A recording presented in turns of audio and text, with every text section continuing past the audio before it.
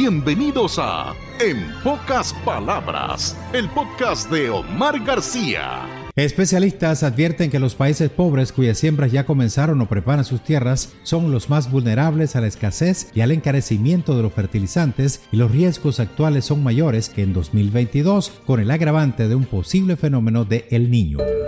Los buques que transportan fertilizantes y otros insumos agrícolas deben volver a circular cuanto antes por el estrecho de Hormuz para evitar un peligroso aumento de la inflación de los precios de los alimentos, similar a las consecuencias de la pandemia COVID-19, advirtió la Organización de la ONU para la Alimentación y la Agricultura.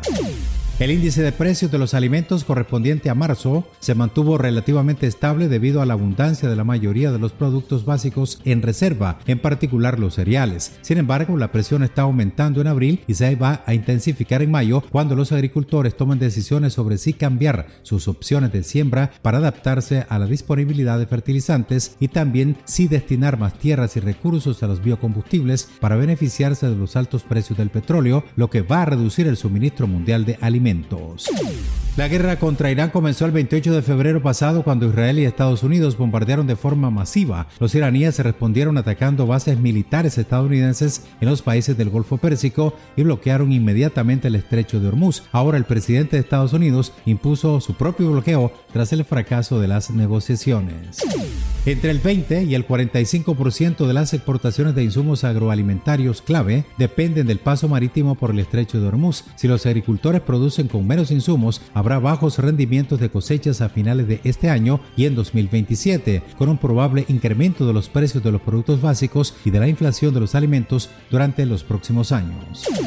Un reciente análisis del Programa de Naciones Unidas para el Desarrollo indica que la guerra contra Irán y la consecuente inestabilidad en el Oriente Medio podría sumir en la pobreza a 32 millones de personas en 162 países. El impacto es evidentemente mayor en los países situados en el centro o cerca de los combates, pero a largo plazo los daños también pueden extenderse a países más alejados de las zonas de conflicto.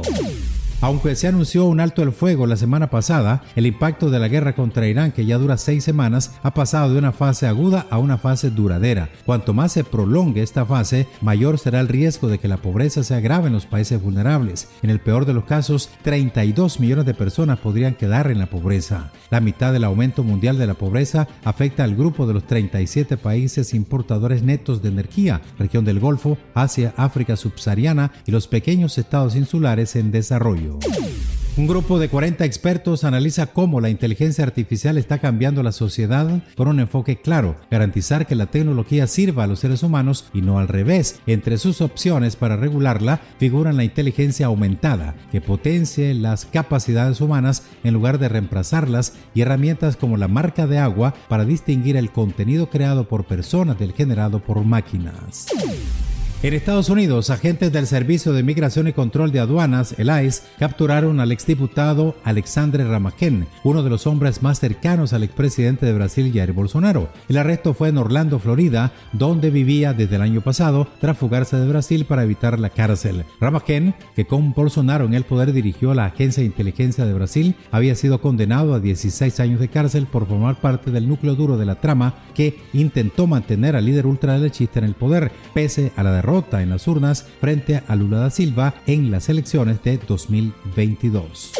Pablo Escobar sigue causando daños a Colombia. El narcotraficante en 1980 llevó 4 hipopótamos a su finca en el Magdalena Medio. Ahora hay 200 y habrá 500 para el año 2030 y son considerados una especie invasora que afecta a los ecosistemas. La reubicación no funciona porque nadie los quiere debido a una mutación genética. Por tal razón, ordenaron sacrificar a unos 80 ejemplares. Eliminarlos no es barato, cuesta cerca de $14,000 y ni siquiera se piensa en esterilización, ya que cuestan $10,000 cada una y tienen riesgo como la muerte de los veterinarios o de los animales debido a una reacción alérgica a la anestesia.